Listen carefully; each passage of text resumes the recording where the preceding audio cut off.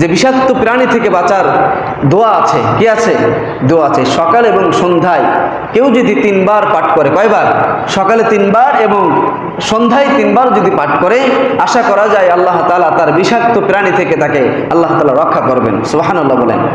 সেই দোয়াটি কি? দোয়াটি ছোট্ট দোয়া, যে আউযু বিকালিমাতিল্লাহি তাম্মাতি মিন শাররি মা খলাক। আউযু বিকালিমাতিল্লাহি তাম্মাতি মিন শাররি মা খলাক। এই দোয়াটা যদি সকালে 3 বার, রাত্রে সন্ধ্যায় 3 বার যদি পাঠ করা যায়, আশা করা যায় আল্লাহ তাআলা আমাদের সমস্ত বিপদ আপদ থেকে, অর্থাৎ বিষাক্ত জন্তু থেকে আমাদেরকে আল্লাহ তাআলা রক্ষা করবেন। আমরা কি করব? এই দোয়াটা বিশেষ করে শিখে নেব।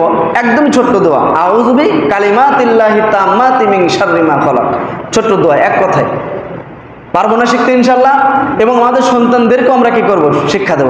কিছুদিন আগেও দেখা গেছে যে একটা সন্তান উঠানের মধ্যে খেলতেছে, সাপের কামড়ে মারা গিয়েছে।